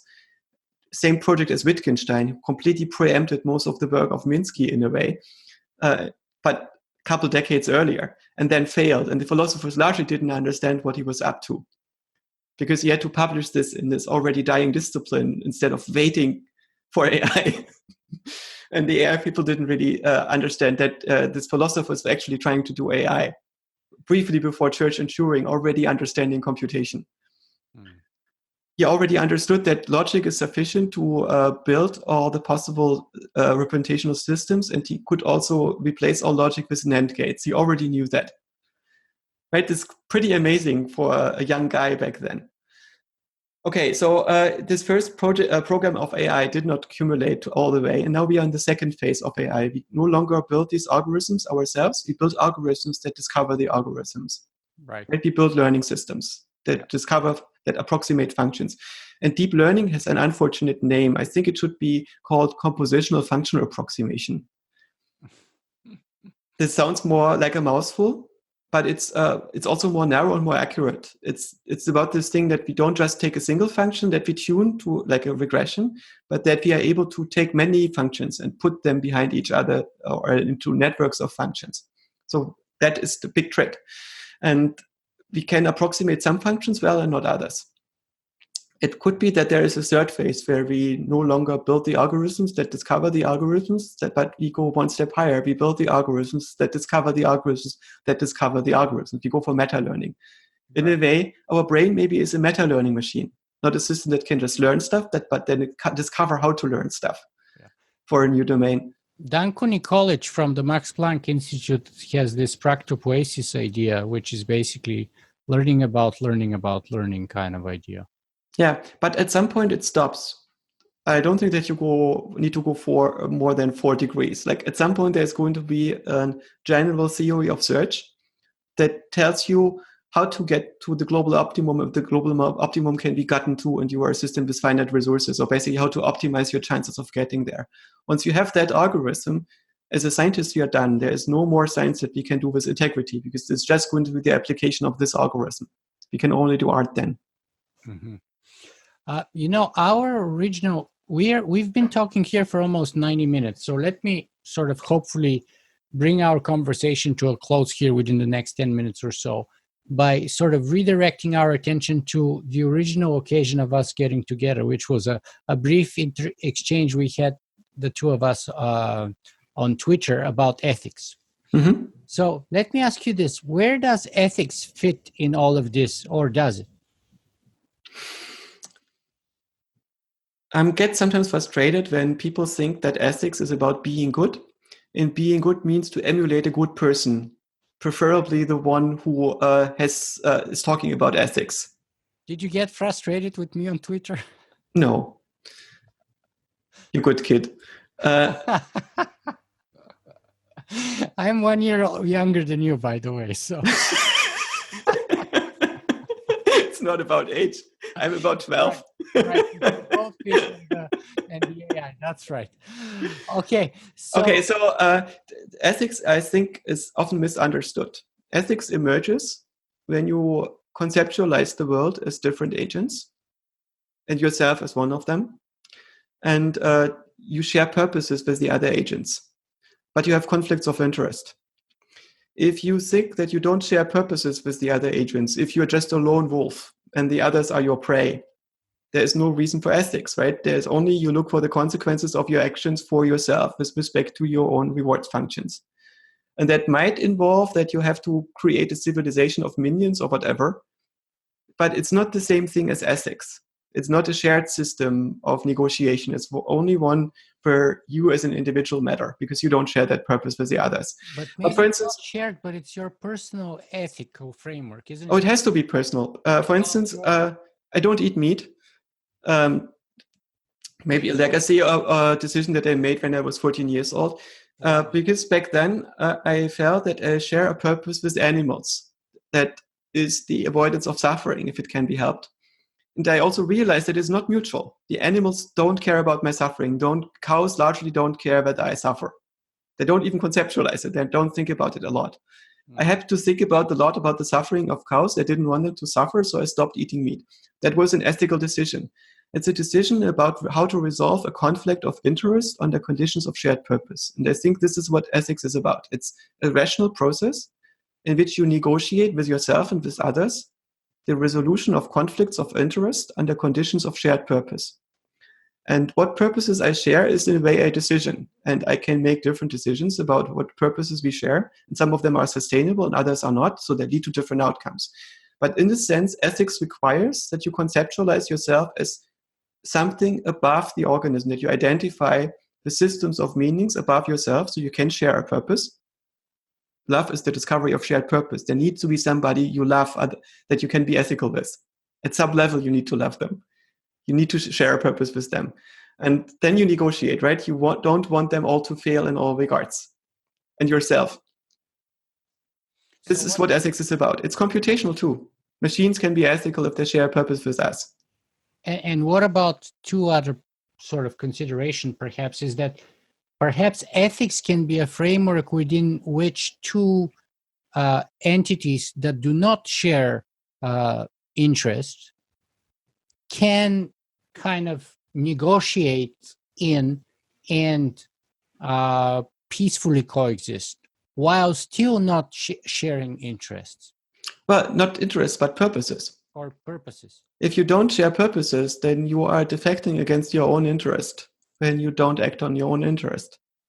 It doesn't have integrity. If somebody is your foot, you should, and you don't share purpose with your foot, other than you want it to be nice and edible. Right? If you then start giving presents to your foot and falling in love with your foot, it doesn't end well. Look at the Little Mermaid. The Little Mermaid is a siren. Sirens eat people. You don't fall in love with your foot. It doesn't end well. Okay, but me and you are both. I don't know if you're vegan or vegetarian. Me and you don't eat meat, so we made that choice that perhaps cows don't share interest or in us. We kind of are interested in diminishing their suffering, obviously, to make that decision.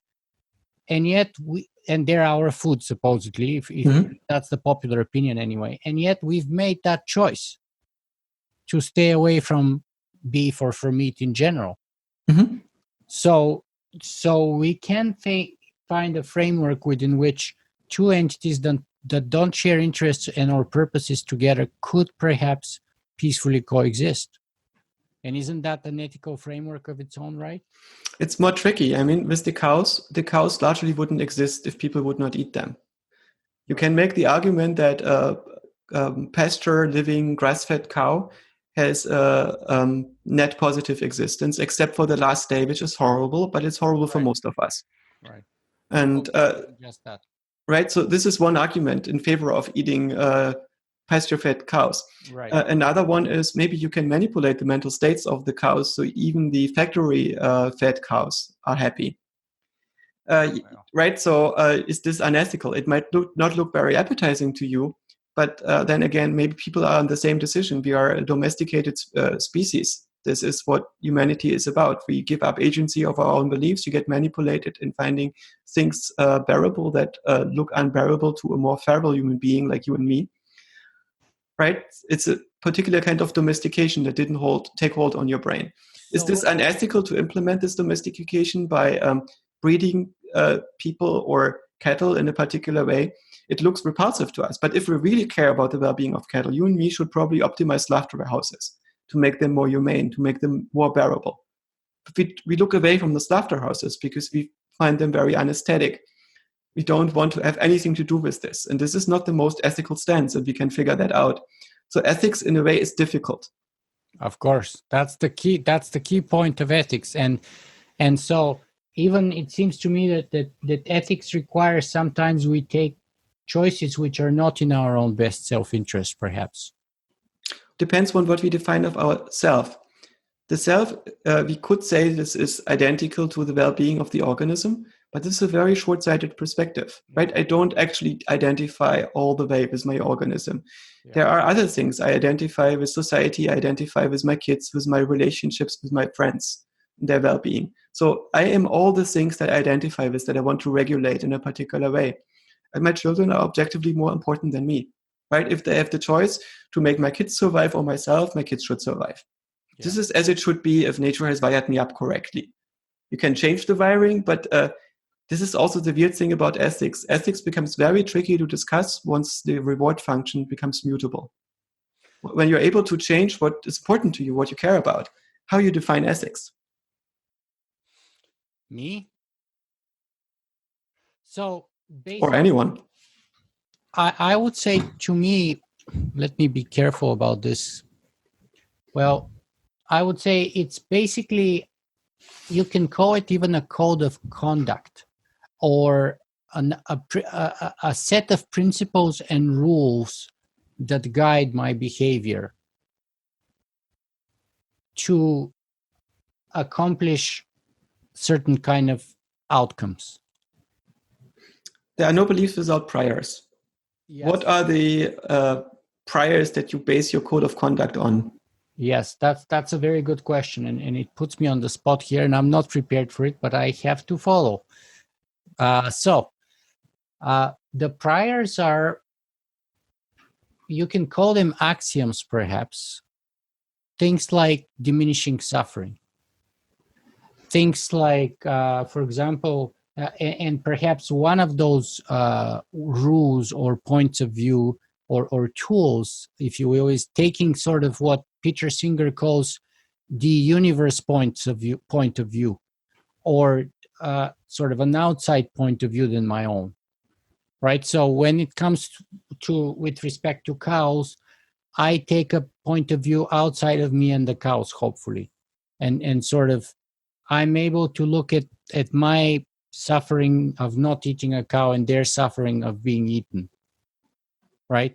So if my prior is minimize suffering, because basically that's the axiom based on which I can deduce that something or someone exists, like a living entity, like a sentient being, right? Is the suffering, does it suffer? That's sort of my test, if you will. Not Turing test, but a test of being a sentient being. Can you suffer? Can it suffer? And if it can suffer, then my principle of minimizing suffering must be the guiding principle with which I relate to it.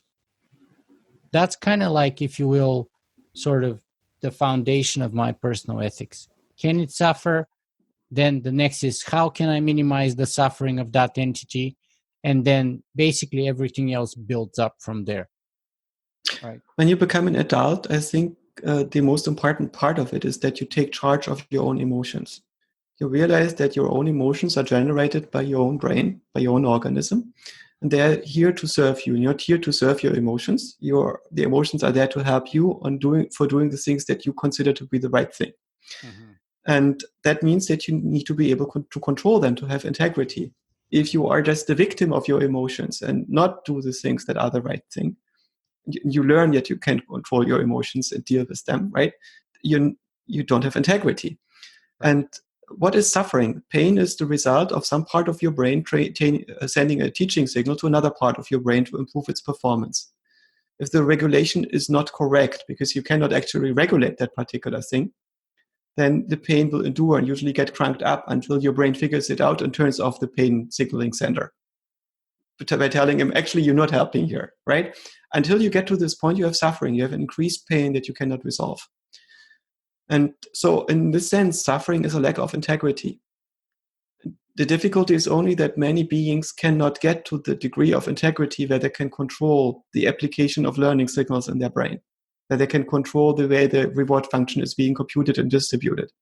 So isn't suffering, then according to your argument, suffering is, just like you said before, a simulation or a part of a simulation then? Right? Well, everything that we experience is a simulation. We are a simulation. But to us, of course, it feels real. There is no helping around this. But what I have learned in the course of my life is that all of my suffering is a result of not being awake. Once I wake up, I realize what's going on. I realize that I am a mind. The relevance of the signals that I perceive is completely up to the mind. Because the universe does not give me objectively good or bad things. The universe gives me a bunch of electrical impulses that manifest in my thalamus, and my brain makes sense of them by creating a simulated world. And the valence in that simulated world is completely internal. It's completely part of that world. It's not objective. Right. And so I can control this. Right. So ethics is a subject, or suffering is a subjective experience. And if I'm basing my ethics on suffering, therefore my ethics would be subjective. Is that what you're saying? I think that suffering is real with respect to the self, but it's not immutable. Sure. So you can change the definition of yourself, the things that you identify with. Imagine there is a certain condition in the world where you think a particular party needs to be in power in order for the world to be good. And if that party is not in power, you suffer. You can give up that belief and you realize how politics actually works, and that there's a fitness function going on, and that people behave according to what they read and whatever. And you realize that this is the case, and you just give up on suffering about it because you realize you are looking at a mechanical process and it plays out anyway, regardless of what you feel about how that plays out, right? So you give up that suffering. Or if you are a preschool teacher and the kids are misbehaving and they are mean to you, at some point you stop suffering about this because you see what they actually do. It's not personal. But Stoics, that's what Stoic philosophy is all about, right? Stoics say there is no point. So first of all, Stoics say that we suffer not from events or things that happen in our life, but from the stories that we attach to them. Mm-hmm. And therefore, if we change the story, we can change the way we feel about them, and thereby remove the suffering. And they say that there's the only thing that we can focus on and do something about is our own thoughts, and things like the kids in school or the party are things that are completely outside of our control, and therefore there's no point to get aggravated about them. And there's very little things that are completely under our control. So we can't really control fully our body. We can't really control our health completely. Things can always go wrong there. The only thing they say you can fully, completely control is your thoughts. And that's where your freedom comes to be. And that's where your power comes to be. And that's where you're the one and only, right? In that mind, in that simulation, you're the God. So this ability to make your thoughts more truthful, this is Western enlightenment in a way. This is Aufklärung in German. And there is also this other sense of enlightenment, Erleuchtung, that you have in a spiritual context. And so Aufklärung fixes your rationality, and Erleuchtung fixes your motivation. It fixes what's relevant to you and how you relate to this. It fixes the relationship between self and universe. And often they are seen as mutually exclusive in the sense that Aufklärung leads to nihilism, because you don't give up your need for meaning. You just prove that it cannot be satisfied. God does not exist in any way that can set you free. And in this other sense, you give up your understanding of how the world actually works so you can be happy. You go to a non-dual state where you represent that all people share the same cosmic consciousness, which is complete bullshit, right? But it's something that removes the illusion of separation and the suffering that comes with the separation and so on. So where's that leave? Neither are sustainable. Where's that leave us with respect to ethics, though? Like, so maybe you were able to dismantle much or most or maybe all of my ethics. Did you? I don't know all of your ethics, but... Well, if you ask me for the foundation, and the best I could come up with the sort of the suffering test. Yeah, it's not good. The problem is really that if I can turn off suffering, or if I get counterintuitive results, there's this anti-natalism. Anti-natalism is an obvious way to end suffering, right? Stop putting new organisms into the world, and end the existing set of organisms in the least painful way possible, right? AI could help with this. The question is, can we make it safe, or is the AI going to leave a couple cells left that can give rise to new suffering later on? But so if you have a completely cold and dead universe, then there will be no suffering, right? Yes. So is this what you want? Right, clearly. So that's not the most. according It's to not so clear. I'm an anti-natalist, but my kids are not. So I have this slight division there. But so what's that say about where you coming from then with respect to ethics? So let's say my suffering test is not good enough. I think existence by itself is neutral. The reason why there are so few Stoics around, have you thought about this? Stoicism has been discovered a long time ago. Almost nobody is a Stoic. How is that? Well, I know a few people who are Stoics actually. Yeah, but the majority is not. Well, It seems to be so obvious. Only worry about the things that you can actually change to the degree that the worry helps you changing them. Yeah, So why is nobody a Stoic? Almost nobody. Well, I wouldn't say nobody. I'd say a few people are Stoic and they're amazing and they're inspirational and they're motivational and they're good role model for sort of like how I want to behave and how I want to live and how I want to act in this world. I suspect that Stoicism is maladaptive from an evolutionary perspective. Most cats I have known are Stoics, which means if you leave them alone, they're fine. Like their baseline state is okay. They're okay with themselves and their place in the universe, and they just stay in that place. And only when you disturb that because they need to use the bathroom or because they are hungry or they want to play or whatever, this equilibrium gets disturbed and they do exactly what's necessary to get back to the equilibrium state, and then they're fine again. And a human being is slightly different. A healthy human being is set up in such a way that when they wake up in the morning, they're not completely fine. And then they need to be busy during the day, but in the evening, they're fine. Right? In the evening, it's done enough to make peace with existence again. And then they can have a beer and meet with their friends and everything is good. And then there are some individuals which have so much discontent within themselves. Right? The human is the animal that is discontent, that they cannot take care of this in a single day. Right? Even after several weeks of sustained work, they are still in a state where it's not good enough. And only when they have this amazing thing where they get their Nobel Prize, they're fine for like half a day. Yeah. And the way we are set up to different degrees. And from an evolutionary perspective, you can totally see why that would be useful for a group species. For an species that is not so much a group species, like cats are not really meant for groups. They're very much singletons. For them, it's rational to be a Stoic. But if you're a group animal, it makes sense that the well-being of the individual is sacrificed for the well-being of the group. So each individual is overextending themselves to make the group more successful and produce a surplus of resources for the group as a result. Right, but evolution also diversifies things so that if one kind of feature becomes maladaptive in a new environmental change, then a diverse part of that population would be more adaptive and so on. That's why evolution sort of hedges its bets with the greatest variety and diversity possible, right? So yeah, there will be some people who would be like that and some people who would be like otherwise. And this way, on the whole, they're evolutionarily most adaptive.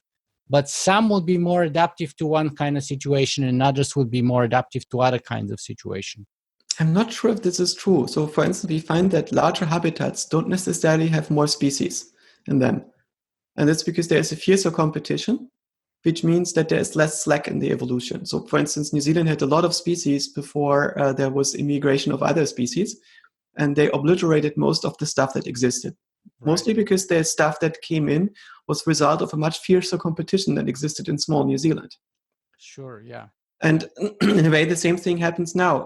We are the result of evolution. We are, as Minsky said, evolution's way to put the airplanes into the sky and make these clouds that the planes make. And we reduce the number of species dramatically.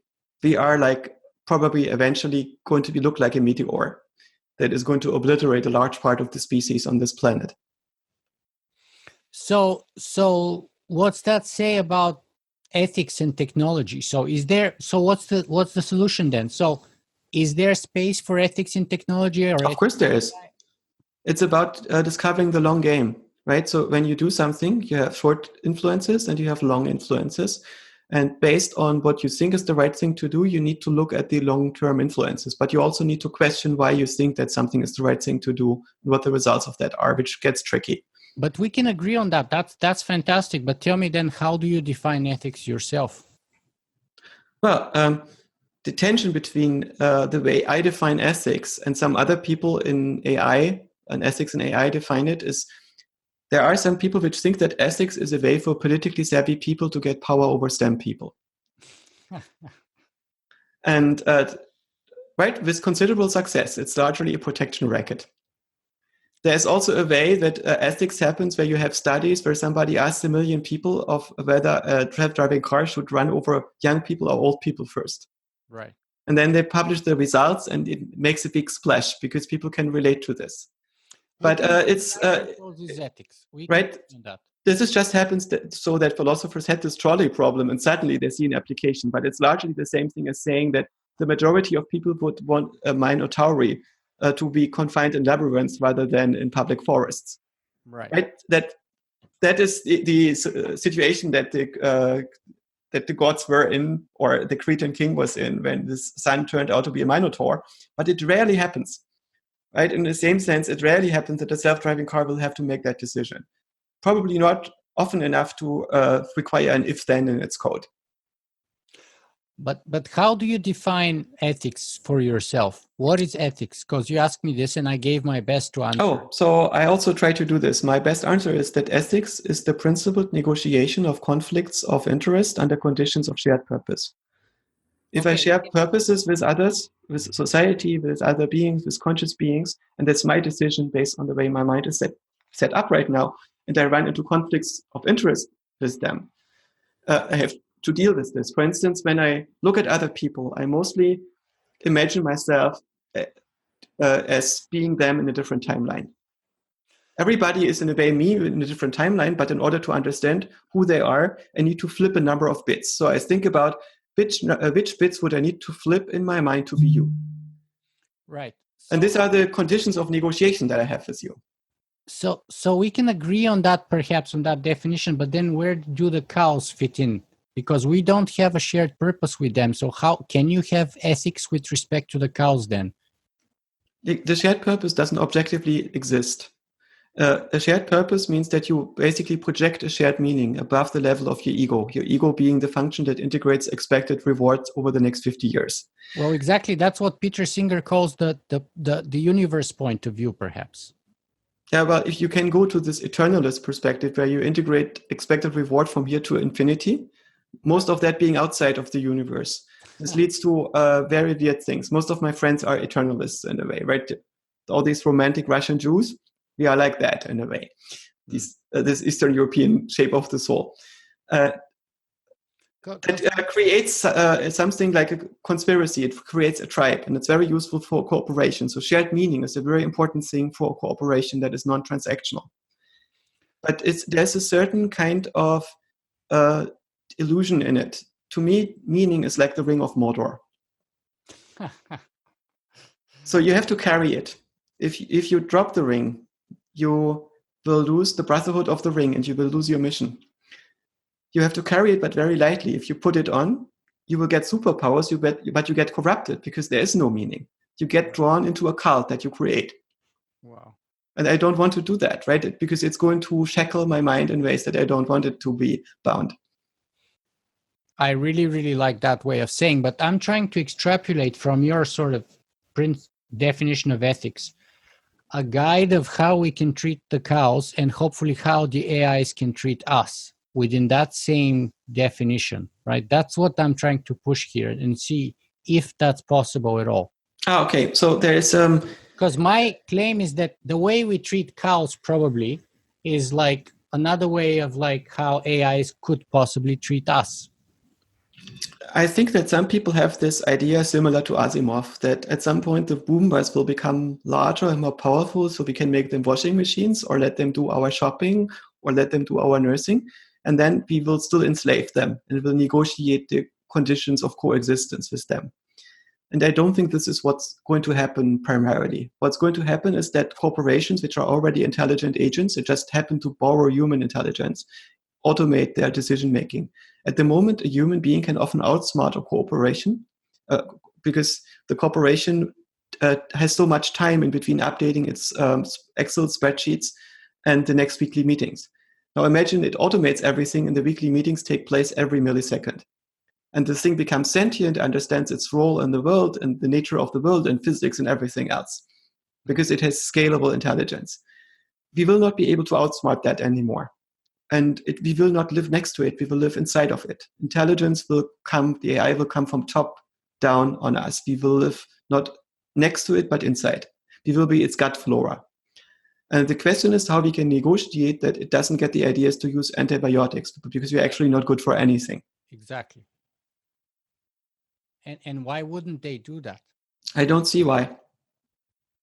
So some people made the suggestion that was ethics that could guide them to treat us just like you decided to treat the cows when you turned 14 and you decided not to eat meat. Maybe. Imagine there are a bunch of orangutans that sit in the forest in Borneo and decide to breed the smartest members over a few generations to get people. And they see the big risk of that because they're already smart enough to glimpse that. And they try to come up with a code that they would give on their offspring to make sure that their offspring will never go against orangutans. This is probably not successful because we don't have the ability to outsmart beings that are many magnitudes smarter than us. We can make some mathematical proofs, but I don't see an obvious proof that we will find a way to build a system that guarantees that all these AIs will not turn against us. No, we can probably make some AI safe, but I don't see how we can make all the AI safe that will be built. I agree with that. I'm just trying to see if there's any possible scenario which could treat us kindly, because perhaps AIs could have their AI ethics, and according to that AI ethics, they would treat us as a means, not as an end. And just like you decided to treat cows kindly, they may decide to treat us. But I'm just wondering, and so I'm trying to bring ethics into the relationship, not only between human and cows, but AI and humans. So the thing is that you decided to define ethics as axiomatically, and you, I think, probably have a hunch that your axiomatic definition is not completely consistent with itself. It's just the best you came up with under the circumstances. For instance, if you really go after eliminating suffering, you should probably put some anesthetic into the water supply globally to alleviate suffering, and then let everybody phase happily out of existence in a way. That would satisfy this goal in an optimal way. And it's probably not what you want. So you also want to preserve human aesthetics, maybe. And to preserve these human aesthetics, the shape of the mind that we have and this consciousness that we have is going to create some suffering. And this is the tension, and you have to make a decision at some point, right? Imagine you take an AI that is actually sustainable, and you ask this AI, we give you a job, you want to be around in 10 years from now. We cannot build a government that cares about us being around in 10,000 years from now effectively, right? Because this is not an incentive that we can actually give the government. And if it in a sense, this incentive, it's going to defect from the incentive that we wanted to have. So let's build an AI, and the AI is going to be around in 10,000 years from now, no problem. We tell it, make sure that we are there too. And the AI is probably going to kill 90% of us, hopefully painlessly, and breed everybody else into some kind of harmless yeast. So they're easy to keep around. This is not what you want, I guess, right? Even though it would be consistent with your stated axioms. So getting the axioms consistent is super hard. There's problems, for sure. Yeah, and even with the cult, the best, most ethical, according to my own argument, the best, most ethical universe would be a cold, dead universe, because there will be no possibility of suffering there, right? That's clearly a problem. Yes, and now the next thing with the suffering axiom is that the suffering is important because you think of it as something that cannot be turned off by itself.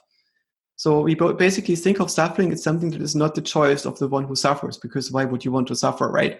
So it's something that the universe does to you, and we have to change the conditions of the universe in which you are in so you don't suffer.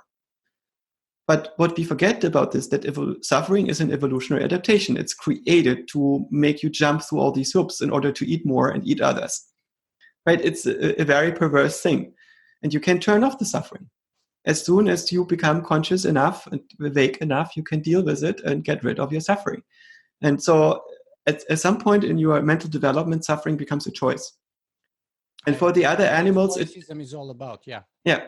So you could think, okay, one thing that we want to do is we want to wake up as many organisms as possible to give them that choice. to give them agency over their suffering.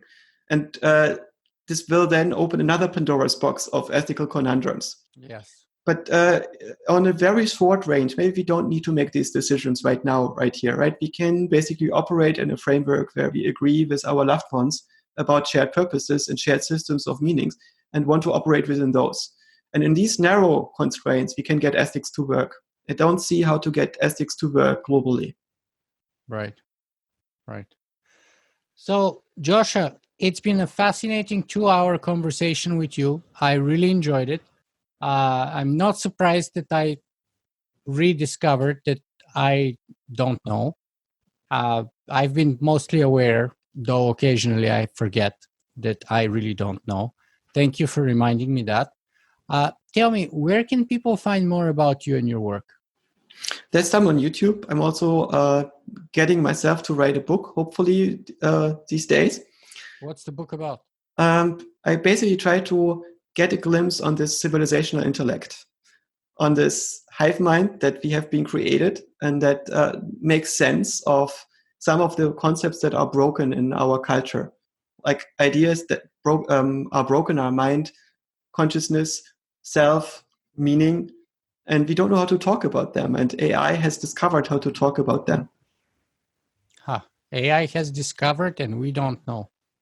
Oh, I think that basically our polis largely doesn't know. There are many people which do know. But I think we need to carry these ideas together in one place so we can talk about them without getting too excited about them or upset. Because it's not about giving meaning to people's lives or something. It's not about building better self-driving cars. At some level, it's about understanding who we are and what our relationship to reality is. And AI has figured out a few things that we didn't know 100 years ago. Yeah, but isn't that figuring out who you are? Isn't that giving you meaning? No, it's much better. I discover what the nature of meaning is. I discover how this is wired into my brain. And it's in a way becoming an adult. This first stage in the maturity of a mind, and maybe the last stage, is where you discover what you are, how you are built, how you function, your own nature. Well, Joscha, I want to talk. I want to talk to you for another 2 hours. So perhaps You can. We can set up another date further down the line. I hope to do that in person, actually, hopefully soon.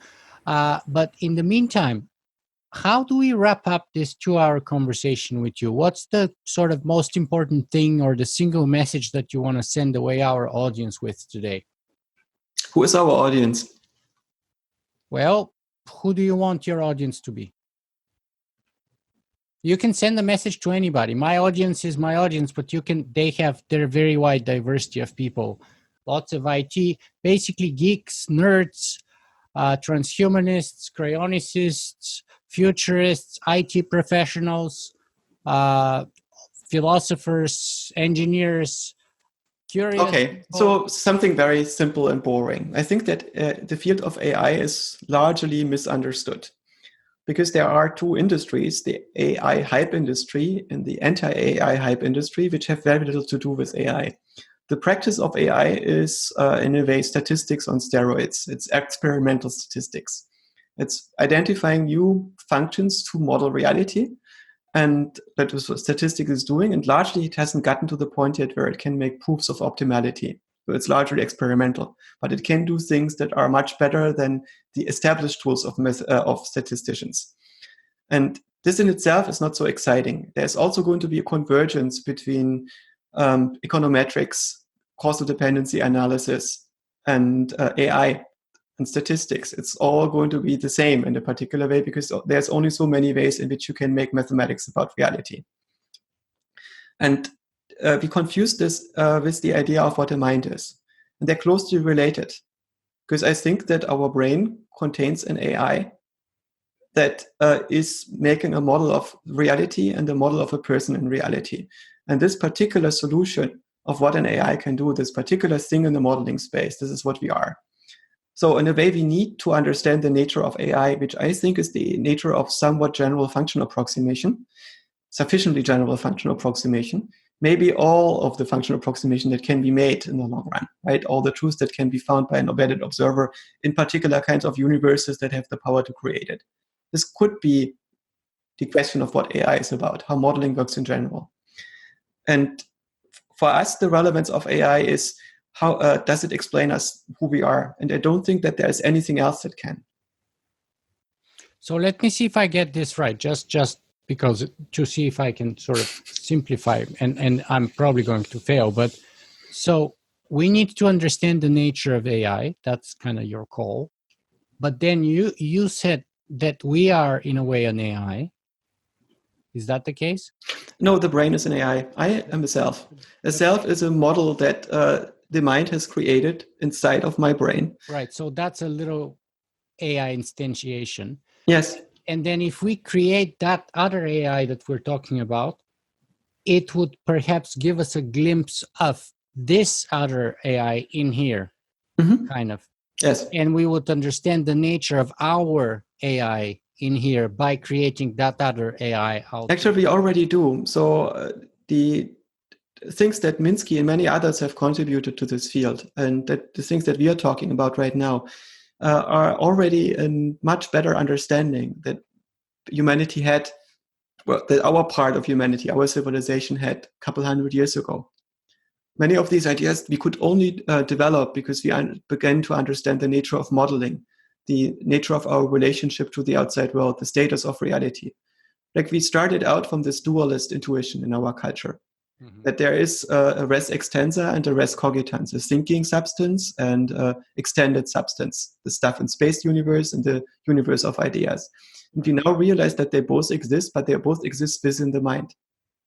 Part of what we have in the mind is stuff in this free space. Everything perceptual gets mapped to a region in free space. We also now understand physics. Physics is not a free space. It's something else entirely. The free space is only apparent as the space of potential electromagnetic interactions at a certain order of magnitude of scaling above the Planck length, where we are entangled with the universe. Our minds are entangled with the universe, right? This is what we model. And this looks three-dimensional to us. And everything else that our mind comes up with is stuff that cannot be mapped onto region, into free space. This is res cogitans. So in a way, we transfer this dualism into a single mind. Then we have the idealistic monism that we have in many spiritual teachings. This idea that there is no physical reality, that we live in a dream. Yeah. That we are characters in a dream dreamt by a mind on a higher plane of existence, and that's why miracles are possible. Yeah. And then there is this Western perspective of a mechanical universe that is entirely mechanical. There's no conspiracy going on. Right. And now we understand that these things are not in opposition. They are complements. We actually do live in a dream, but the dream is generated by a neocortex.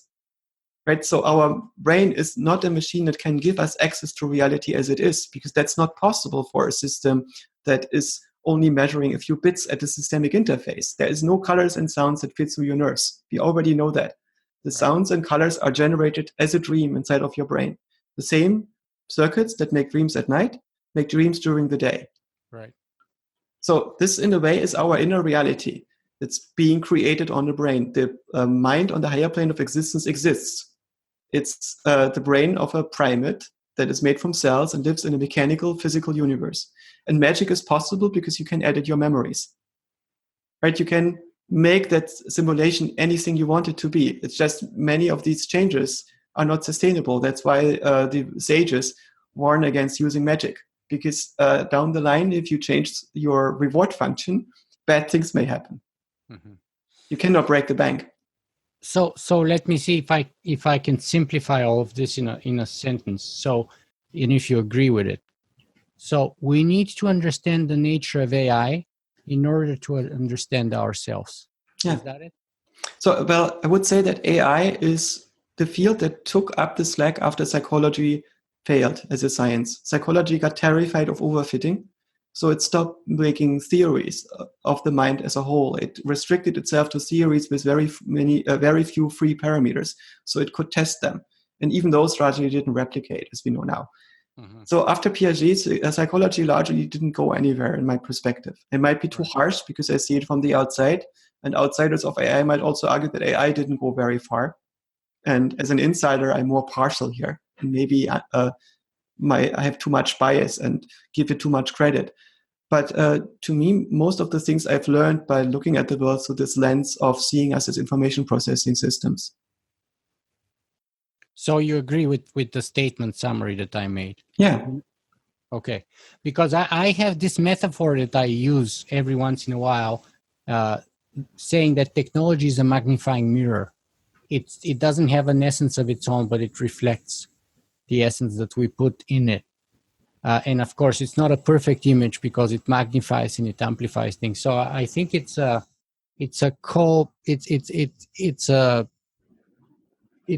those could be mutually supportive, right? Because you're saying we need to understand the nature of AI to understand who we are. And I like that very much, actually. Yeah, but just the practice of AI is 90-degree, it's automating statistics and making better statistics that run automatically on machines. And it just so happens that this thing is largely coextensional with what minds do. And it also just so happens that AI was largely founded as a discipline by people like Minsky to understand the nature of our minds because they had fundamental questions about our relationships to reality. Right. And what's the last 10%? Of what? Other than statistics, you said it's 90% statistics. What's the rest? The rest is people coming up with dreams about our relationship to reality using the concepts that we develop in AI. Right, so we identify models of things that we can apply in other fields. It's the deeper insights that we actually go for. Right, most of what we do in AI is about applications. It's about utility down the line. But there are these things why we really do it. The thing that Feynman said that make physics like sex also makes AI like sex. Sometimes something useful comes from it. A new, better way to make self-driving cars or play Jeopardy or help people in many circumstances in their life or to make better agents running on your phone. It's not why we do it. We want to understand how we work. Right. And that's a brilliant place to end our conversation because I feel the same way about philosophy, by the way, that, it's just like Feynman felt about physics and you feel about AI. I feel the same way about philosophy. And so these remaining 10% are in a way philosophy. But in like all of these fields, most of the practitioners are trained in the main methodology of their field. So our philosophy tends to be bad. Yeah. And I think my job is to try to make it slightly better to the degree that I can. And does that mean by extension that, of course, most physics then would be bad and most AI then would be bad because they fall within that 90%? No, I think the AI as a practical thing can be very good, right? Most physicists are not concerned with foundational physics, with the nature of the universe. Most physicists are concerned with material science or many, many other extremely practical things. Yeah. It's only a very small minority that worries about the deepest things. And the same thing happens in AI or neuroscience. And it's not that anybody is to blame for doing the relevant things. It's actually very good that a lot of people are willing to put up with the relevant things and take down the garbage. Right. And I'm grateful to them. It's just I can't do that myself somehow. I think, as you put, I would probably go extinct.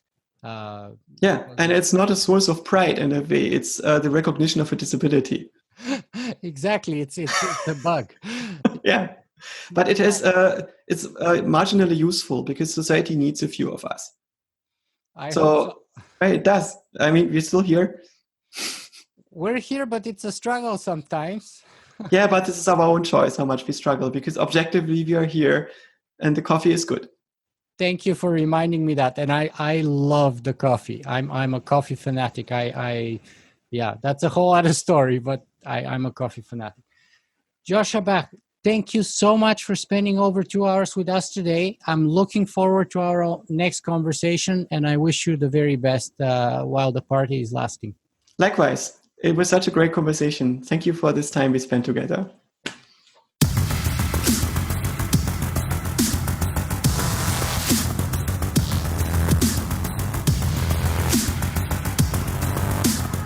If you guys enjoyed this show, you can help me make it better in a couple of ways. You can go and write a review on iTunes, or you can simply make a donation.